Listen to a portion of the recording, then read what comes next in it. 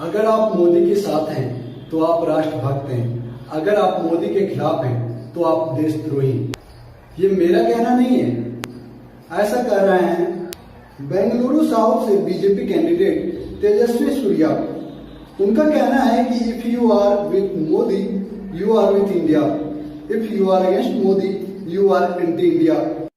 But this election is a test of the common Indian's patriotism, and if you are with Modi you are with India, if you are not with Modi you are anti-India, that's it। उनका कहने का मतलब है साथियों, मोदी ही India, India ही मोदी। आपको बता दें कि ये पहली बार नहीं है, इससे पहले भी जब इंदिरा गांधी जी हमारे देश की प्रधानमंत्री रही थी, उनके दौर में भी नारा चलाया गया था India is Indira, Indira is India. और उसके बाद देश की डेमोक्रेसी में विश्वास करने वाली जनता ने कैसा सबक सिखाया वो इंदिरा गांधी और तब के कांग्रेसी राजनेताओं को पता है। तेजस्वी सूर्या के इस बिगड़े बोल के जवाब में रोशन राय ने करारा जवाब दिया। रोशन राय ने लिखा, I am with India and this against Modi because India was never Indira and India will certainly never be Modi. उन्होंने करारा जवाब देते हुए कहा, मिस्टर तेजस्वी सूर्या, मैं इंडिया के साथ हूँ तभी मोदी के खिलाफ हूँ, क्योंकि ना ही इंडिया इज इंदिरा था और ना ही इंडिया इज मोदी होगा। इसके जवाब में एक यूजर मुन्ना भैया लिखते हैं, कन्हैया इसकी ले लेगा। वहीं रोशन राय लिखते हैं, भाई he is WhatsApp breed of politician, don't compare him with Kanhaiya. वहीं 3 मई 2019 लिखते हैं, ट्राइंग टू बी अनदर फेंकू। और अब बात करेंगे, मुफ्त में कुछ नहीं मिलता पर आत्मसम्मान कभी फ्री नहीं मिलता, राष्ट्र के लिए रोजगार या भत्ता। ये कहना है वरिष्ठ पत्रकार श्वेता सिंह का। दोस्तों, उनका निशाना राहुल गांधी द्वारा हर वर्ष 20% गरीब परिवारों के लिए 72,000 रुपए सालाना इनकम देने के वायदे के बाद आया। उनके द्वारा इस तरह से एक तरफा बयानबाजी और भारतीय जनता पार्टी को सपोर्ट करने के कारण आईवाईसी तेलंगाना ने जवाब दिया है। आईवाईसी तेलंगाना की तरफ से ट्विटर पर लिखा गया, भारत के सबसे बड़े घोटाले नोटबंदी में जब जनता अपनी ईमानदारी से कमाए गए पैसों के लिए बैंकों की लाइन में धक्के खा रहे थे, कई लोगों के रोजगार चले गए, तब नए नोटों में चिप ढूंढने वाली आप वही पत्रकार है ना श्वेता सिंह जी। वही राहुल गांधी द्वारा 72,000 रुपये हर साल 20% गरीब भारतीयों को देने के ऐलान के बाद कांग्रेस पार्टी के प्रवक्ता रणदीप सिंह सुरजेवाला ने मोर्चा संभाल लिया। उन्होंने इस मामले में भारतीय जनता पार्टी के वरिष्ठ नेताओं पर बड़ा निशाना साधा। उन्होंने कहा कि मोदी जी, 130 करोड़ देशवासियों की ओर से आज हम आपसे पूछना चाहते हैं कि आप न्याय के पक्षधर हैं या विरोधी। आजाद हिंदुस्तान में और पूरी दुनिया में गरीबी मिटाने वाली और गरीबी पर प्रहार करने वाली ये दुनिया की सबसे बड़ी स्कीम है। मोदी जी ने अपने इकोनॉमिक सर्वे 2016-17 में यह माना था कि कांग्रेस की सरकारों के कार्यकाल के चलते देश में जब आजादी के समय जो गरीबी 70% थी वो घटकर 22% रह गई थी। 5 साल कांग्रेस की सरकार के जब पूरे हो जाएंगे तो इस देश में ये 22% भी स्वयं समाप्त हो जाएगी। स्वाभाविक तौर से गरीब विरोधी नरेंद्र मोदी और उनकी सरकार न्याय का विरोध कर रही है। मोदी जी, 130 करोड़ देशवासियों की ओर से हम आज पूछना चाहते हैं, आप न्याय के पक्षधर हैं या विरोधी?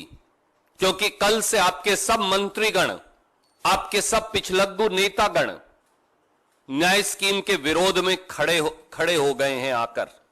पाखंडी मोदी जी 3,17,000 करोड़ एक मुट्ठी भर पूंजीपतियों का, मित्रों का माफ तो कर सकते हैं, परंतु आपको 72,000 रुपया इस देश के 20% गरीबों को देने पर ऐतराज क्यों है?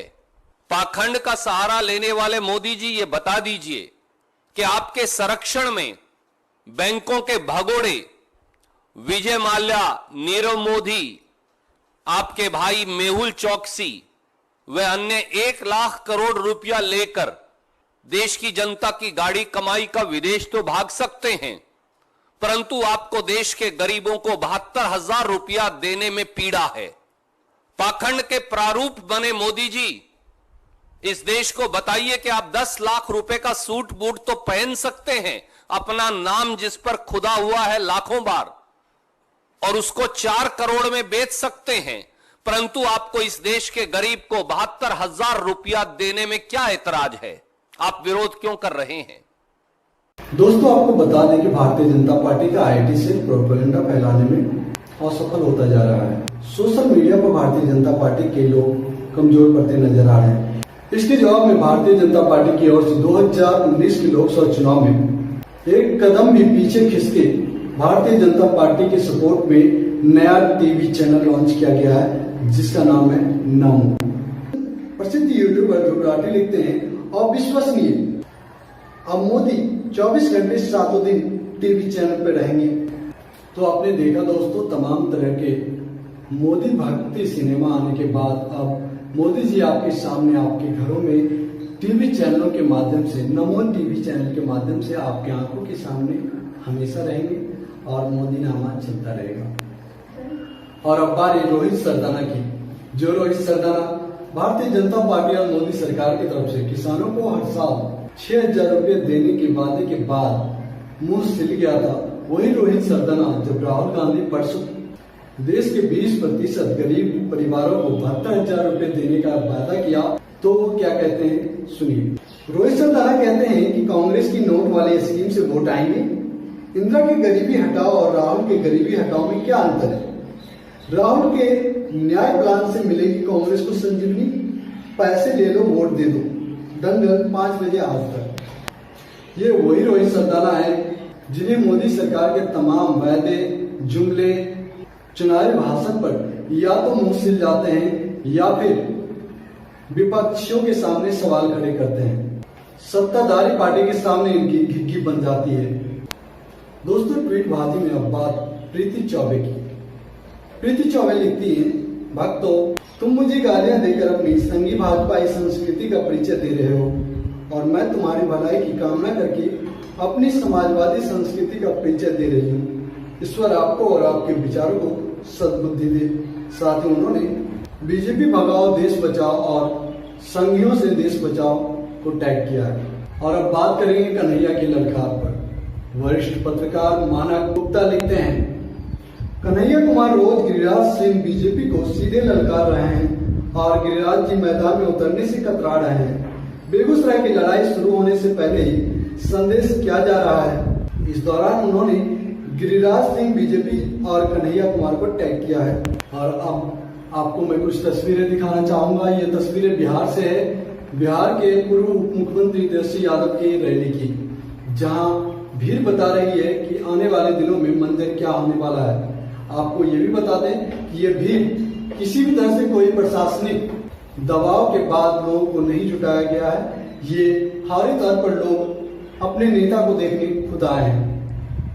ये नजारा आप देख रहे हैं पुणे के बनमनखी में, जहां पर चुनावी जनसभा को संबोधित कर रहे हैं तेजस्वी यादव। और अब ट्वीट बाजी में बात करेंगे चौकीदार अमित शाह की। चौकीदार अमित शाह को अभी भी यूपी में 80 लोकसभा सीटों में से 74 पर भारतीय जनता पार्टी के जीतने की उम्मीद बनी हुई है। चौकीदार अमित शाह लिखते हैं, एक दूसरे की शक्ल भी ना देखने वाले नेताजी आज नरेंद्र मोदी जी के डर से एक साथ आ गए। पर मैं कहना चाहता हूं कि जिसको भी इकट्ठे होना है हो जाए, लेकिन उत्तर प्रदेश की जनता ने प्रदेश की 80 में से 74 सीटों पर कमल खिलाने का मन बना लिया है। अमित शाह जी, मोदी जी अच्छे व्यक्ति हैं तो लोगों को उनके साथ भी आना चाहिए, लेकिन अगर मोदी जी को देखकर लोग भाग रहे हैं, मतलब कुछ तो गड़बड़ है। और अब बात करेंगे जनरल GD पक्षी का, जिन्होंने एक वीडियो शेयर किया और बताया कि गोदी मीडिया आज गोदी मीडिया क्यों है। संदीप चौधरी ने भाजपा प्रवक्ता नुपुर शर्मा की #राफेल स्कैम के सवाल पर डिबेट में धज्जियां उड़ा दी। अगर सरकार से सवाल पूछने का यही स्वभाव मीडिया ने 2014 में दिखाया होता तो आज उन्हें गोदी ना कहना पड़ता और बदतमीज भाजपा प्रवक्ताओं का अहंकार 7वें आसमान पे ना होता। दूसरी बात, राफेल के ऊपर मैडम मेरे हिसाब से आपने भी वकालत पढ़ी है, कम से कम सर्वोच्च न्यायालय का जजमेंट तो पढ़ के आ जाती। आधी अधूरी जानकारी दी गई सुप्रीम कोर्ट में, आधी अधूरी जानकारी दी गई सुप्रीम कोर्ट में। ऐसा कुछ नहीं है, ऐसा कुछ नहीं है, बिल्कुल ऐसा ही है, आधी अधूरी जानकारी दी गई। और अब ट्वीटबाजी में बात करेंगे स्मृति ईरानी जी के बारे में। अभी प्रियंका गांधी के अयोध्या दौरे पर उन्होंने कहा, राम का अस्तित्व नहीं मानने वाले अब राम भक्त बनकर घूम रहे हैं।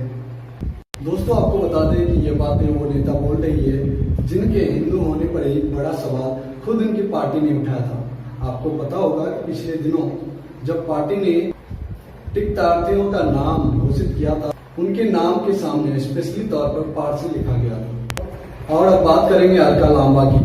अलका लांबा सोशल मीडिया पर बहुत ज्यादा एक्टिव रहती हैं। वो आपको अक्सर विभिन्न मुद्दों पर अपनी राय देते मिल जाएंगे। उन्होंने राफेल घोटाले मामले में मोदी सरकार पर फिर से निशाना साधा है। उन्होंने कहा, अमीरों की सुनो वो तुम्हारी सुनेगा, तुम हजारों करोड़ों का ठेका कर्ज दोगे, वो 100 करोड़ पार्टी फंड बख्शीश देगा।